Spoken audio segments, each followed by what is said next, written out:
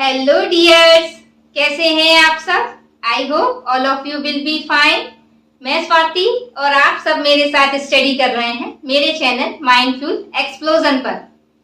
हमारा मैथ्स का टॉपिक चल रहा है कंपाउंड इंटरेस्ट, जिसमें लास्ट वीडियो में हमने अगर दो सक्सेसिव ईयर के लिए आपको अमाउंट दे रखा हो तो आप रेट और सम को कैसे कैलकुलेट करोगे, इसको हमने सीखा था।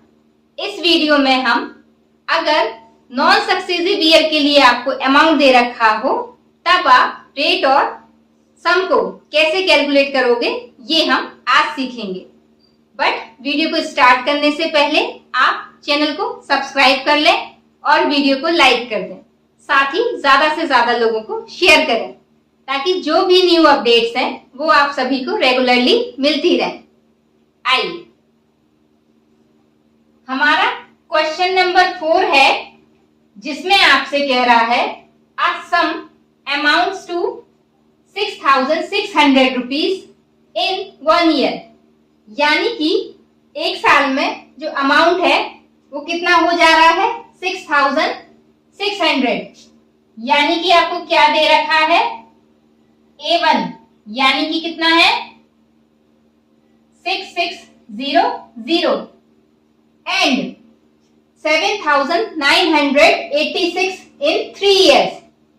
और 3 साल में अमाउंट कितना हो जा रहा है 7,986।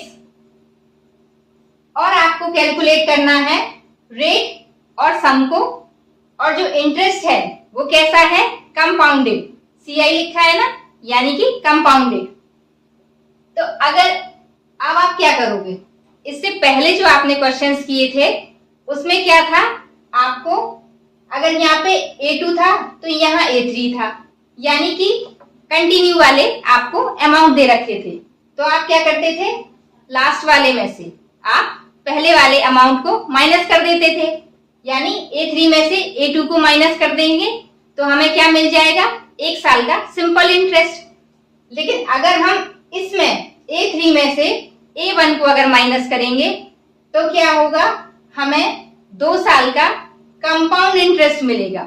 और कंपाउंड इंटरेस्ट तो सेम होता नहीं है, वो तो ब्याज पे ब्याज भी लगता है, तो दोनों सालों के लिए सेम नहीं हो सकता।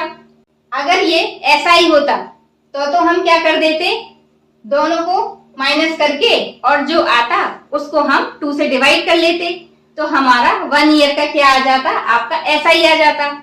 बट यहाँ पे क्या है, CI है। तो अब क्या करें, तो हम अगर ऐसा कर दें तो कैसा रहेगा, A3 में अगर हम A1 का डिवाइड कर दें तो हमें कुछ इक्वेशन मिल जाएगी, करके देखते हैं। A3 की वैल्यू कितनी है 7986 और A1 की वैल्यू कितनी है 6600। A3 यानी कि अमाउंट और कैसा, कंपाउंडेड। तो इसका फॉर्मूला क्या होगा आपका, P ब्रैकेट में 1 प्लस R अपॉन में 100 इसकी पावर 3, क्योंकि ये 3 साल का है। और ये जो नीचे वाला है वो भी क्या रहेगा, सेम, क्योंकि सेम प्रिंसिपल पे लग रहा है और रेट भी सेम है। बस क्या है, टाइम पीरियड अलग अलग है। ये कितने ईयर के लिए है, 1 ईयर के लिए। तो यहाँ n की वैल्यू क्या हो जाएगी 1, इक्वल में आप इसको काट लीजिए, हम 11 से काट लें, 11 7 जा 77 और आपका 11 2 जा 22 और 11 6 जा 66 और ये हो गया आपका 600। आगे भी ये फर्दर क्या हो रहा है, आपका कट रहा है, आप इसको 6 से काट लीजिए तो ये कितना आ जाएगा, 6 1 जा 6, 6 2 जा 12, 6 1 जा 6 और ये आ जाएगा आपका 100। और ये क्या हो गया, P से P कट गया। अब आप इसको समझना, ये क्या है, जो आपकी पूरी इक्वेशन है, यानी कि यहाँ पे देखिए 1 प्लस R अपॉन में 100, ये ऊपर कितने हैं, ऊपर 3 है ना, यानी कि इसका 3 time multiply 1 plus R upon में 100 और इंटू 1 प्लस आर अपॉन में 100। नीचे कितना है 1, यानी कि 1 प्लस आर अपॉन में 100। यही हुआ ना इसका मतलब। तो यानी कि पूरा का पूरा ये जो एक ब्रैकेट है इससे कैंसिल आउट हो गया। अब ऊपर कितने बचे, 2 ब्रैकेट। तो यहां क्या बचा आपका 1 प्लस आर अपॉन में 100 और इसकी होल पावर 2। अब ये जो 121 है आप इसको क्या लिख सकते हो, 11 का स्क्वायर और नीचे 100 को 10 का होल स्क्वायर लिख सकते हैं। 1 प्लस आर अपॉन में 100 की पावर 2। अब देखो अगर पावर सेम है तो बेस भी क्या होंगे, सेम। कंपेयर कर दें। ऑन कंपेयरिंग बोथ साइड क्या हो जाएगा, 1 प्लस आर अपॉन में 100 इज इक्वल्स टू 11 अपॉन में 10। ठीक है, अब देखिए यहां पे हमें क्या निकालना है, आर की वैल्यू। तो आर अपॉन में 100 इक्वल में 11 अपॉन में 10 और ये 1 कहां गया, उस तरफ यानी माइनस में। तो आर अपॉन में 100 इक्वल में ये कितना हो जाएगा, एलसीएम लेंगे यहाँ पे तो ये कितना 10 आएगा और ये 11 माइनस 10 यानी कि आपका हो गया 1 अपॉन 10।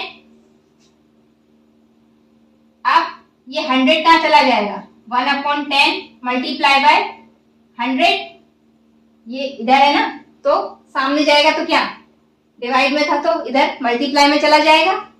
आपका एक जीरो से एक जीरो कैंसिल, यानी कि आपकी आर की वैल्यू कितनी आ गई, 10। आपकी आर की वैल्यू कितनी आ गई, 10।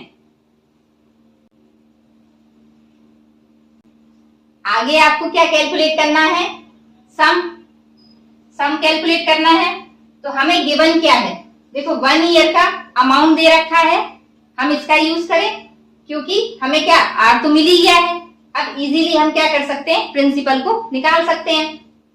तो हमें क्या गिवन है, A1 इज इक्वल्स टू 6600। अब A1 यानी कि प्रिंसिपल 1 प्लस आर अपॉन में 100 और इसकी पावर 1 क्योंकि 1 ईयर का दे रखा है, इक्वल में 6600 रुपीज। प्रिंसिपल तो हमें निकालना है। 1 प्लस आर की वैल्यू कितनी है, 10 अपॉन में 100 और 1 का तो कोई मतलब है नहीं, इक्वल में 6600। अब ये जो p है ये कितना हो गया, 0 से 0 कैंसिल हो गया, ये 1 अपॉन 10 और यहाँ पे ये 1 प्लस में है तो ओवरऑल कितना हो जाएगा, 10 1 10 और 1 11 अपॉन में 10 इक्वल में 6600। p की वैल्यू निकालेंगे तो ये जो 11 अपॉन 10 है उसको उस तरफ भेज देंगे, 66 डिवाइडेड बाय 11 मल्टीप्लाई बाय 10। 11 से ये कितने टाइम कट हो गया, 600 टाइम और प्रिंसिपल ओवरऑल क्या आ गया आपका 6000 रुपीज। इस तरीके से जो आपका सम है वो कितना आ गया 6000 और रेट क्या निकली थी आपकी 10। क्वेश्चन नंबर 5 में आपसे कह रहा है a sum of money is invested at CI, यानी कि जो पैसा इन्वेस्ट किया गया है उस पर जो इंटरेस्ट है वो कैसा है, compounded for 2 years amounts to, यानी कि 2 साल में जो अमाउंट बन रहा है वो कितना बन रहा है 57,600, यानी कि A2 कितना है आपका 57,600 एंड 4 years के लिए अमाउंट कितना है आपका 65,536। और आपको रेट और सम कैलकुलेट करना है। क्वेश्चन बिल्कुल सिमिलर पहले जैसा ही है, थोड़ा सा आपको कैलकुलेशन में टिपिकल हो सकता है। अब देखिए, सेम वही कंडीशन हमारे पास क्या है, बीच के 2 ईयर्स के क्या है, आपको कुछ भी ऐसी इंफॉर्मेशन नहीं गिवन है जिससे आप क्या कर सको, डायरेक्टली कोई फॉर्मूला पुट कर सको। तो हम क्या करें, अगर हम वही A4 में A2 का डिवाइड कर दें,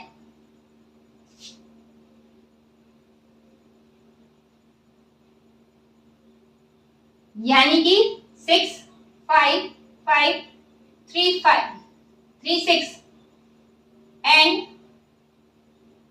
आपका 5 7 6 0 0। और A4 का फॉर्मूला क्या होगा आपका, प्रिंसिपल ब्रैकेट में 1 प्लस R अपॉन में 100 इसकी पावर 4 अपॉन में प्रिंसिपल 1 प्लस R अपॉन में 100 इसकी पावर 2, क्योंकि ये वाला अमाउंट आपका 2 ईयर का है। इसे हम काटें किसी टेबल से, इसे हम किसी टेबल से काटते हैं। देखो 4 से काट के देखें तो क्या होगा, 4 बन जा 4 और 4 6 जा 24, फिर आपका 4 3 जा 12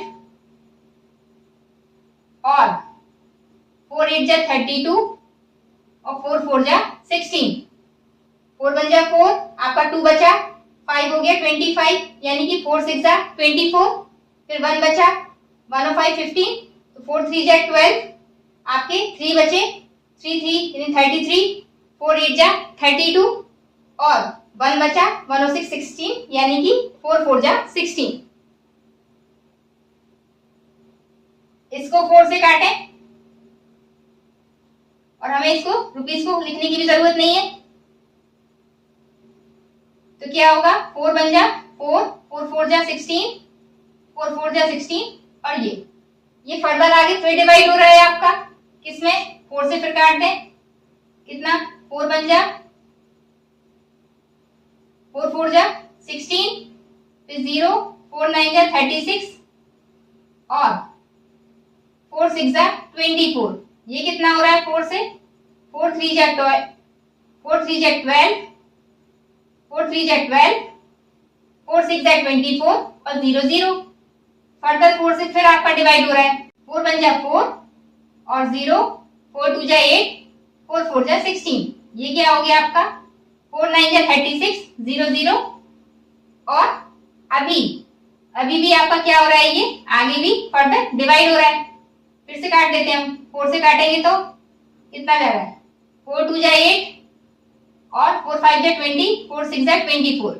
इसको काटेंगे 900 को 4 से तो कितने टाइम जाएगा, 4 2 जा 8 फिर 4 2 जा 8 और 4 5 जा 20, यानी कि कुल मिला के कितना आया आपका 256 अपॉन में 225। और अभी मैंने समझाया था इससे पहले वाले क्वेश्चन में, ये कितनी पावर है 4 है इधर और यहाँ 2 है, तो 2 से ये 4 वाली पावर जो है, यानी ऊपर कितने बचे 2 बचेंगे, तो ये और p से p तो आपका कैंसिल आउट हो ही जाएगा, तो यानी ऊपर क्या बचा 1 प्लस r अपॉन में 100 इसकी पावर 2, क्योंकि 4 थी ऊपर और नीचे थी 2, तो 2 जो ब्रैकेट है वो ऊपर वाले 4 से आपके क्या हो जाएंगे, कैंसिल हो जाएंगे। अब आप देखो ये 256 किसका स्क्वायर होता है 16 का, और 225 ये किसका होता है 15 का, तो आप इसको क्या लिख सकते हो 16 अपॉन 15 का होल स्क्वायर, और इस तरफ क्या है 1 प्लस 1 अपॉन, और इस तरफ क्या है आपका 1 प्लस r अपॉन में 100 इसकी पावर 2। कंपेयर कर दें बोथ साइड तो क्या आ जाएगा 1 प्लस r अपॉन में 100 इक्वल में 16 अपॉन में 15, यहां लिख लीजिएगा ऑन कंपेयरिंग।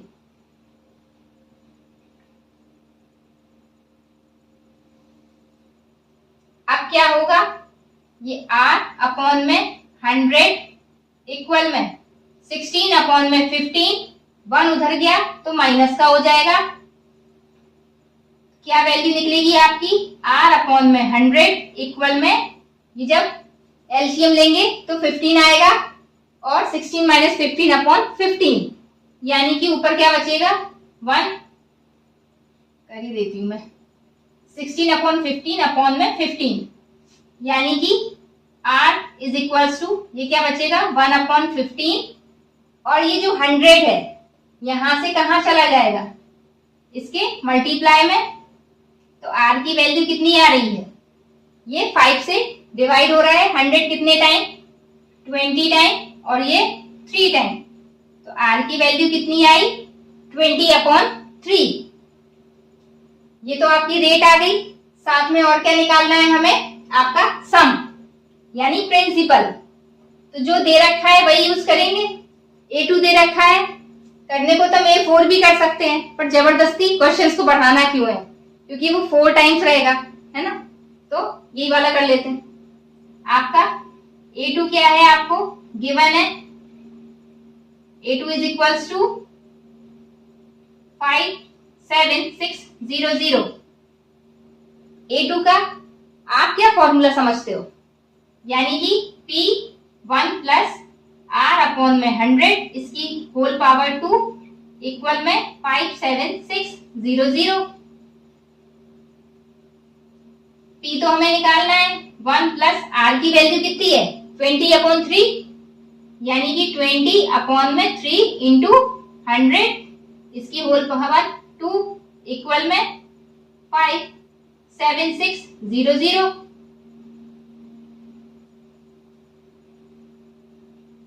अब 20 से आपका 100 कितने टाइम चला गया 5 टाइम, तो यहां कितना बचा 1 प्लस 1 अपॉन में 5 3 जा 15 और इक्वल में 57600। ये कितना है आपका 15 1 जा 15 और 1 16 अपॉन में 15 इक्वल में 57600। प्रिंसिपल की वैल्यू कितनी हो जाएगी आपकी 57600 मल्टीप्लाई बाय, ये पावर 2 थी आपकी, तो ये कितना हो जाएगा 16 का, ठीक है, तो ये कितना स्क्वायर आएगा ना, ठीक है, और यहाँ पे ये 15 इंटू 15 अपॉन में 16 2 टाइम्स है, तो 16 2 टाइम्स। अब हम इसको काट लें, 4 से कट रहा है आपका, ठीक, देखो 4 से काटोगे आप तो 4 1 जा 4 और 4 4 जा 16, 4 4 जा 16 0 0, ये 4 टाइम। अगेन हम 4 से इसको डिवाइड कर दें तो कितने टाइम्स जा रहा है आपके, मैं यहाँ लिख देती हूँ, 4 3 जा 12, 4 6 जा 24 और 0 0 अपॉन में 16 मल्टीप्लाई बाय 15, 15 का 15 में मल्टीप्लाई करेंगे तो क्या आ जाएगा 225, और ये आगे फर्दर क्या हो रहा है 16 से डिवाइड हो रहा है। हम 4 से इसको डिवाइड कर लें, 4 9 जा 36 और 0 0 और फिर ये 4 से 4 4 जा 16, जब आप इसको 4 से काटोगे 900 को तो ये 225 टाइम आपका डिवाइड हो जाएगा। तो प्रिंसिपल की वैल्यू कितनी आ रही है 225 मल्टीप्लाई बाय 225। अब यही कर लें, देखो कितना होगा 5 5 जा 25, 5 2 जा 10 और 2 12, 5 2 जा 10 और 1 11, 2 से मल्टीप्लाई करें तो ये कितना हो जाएगा आपका 450, अगेन फिर 2 से मल्टीप्लाई करेंगे तो फिर कितना होगा 450 और ये 52605, यानी कि आंसर कितना आ गया 50625। अब मैं इसको आपको क्या करती हूँ डायरेक्ट लिख देती हूँ, तो प्रिंसिपल कितना आ जाएगा 50,625 और ये क्या है, रुपीज है ना, तो ये क्या आ गया आपका सम। क्वेश्चन नंबर 6 जो है वो आप लोगों के लिए है और ये आपको करना है, क्योंकि इससे पहले जो अभी क्वेश्चन नंबर 4 और 5 हमने किए बिल्कुल वैसा ही ये क्वेश्चन है।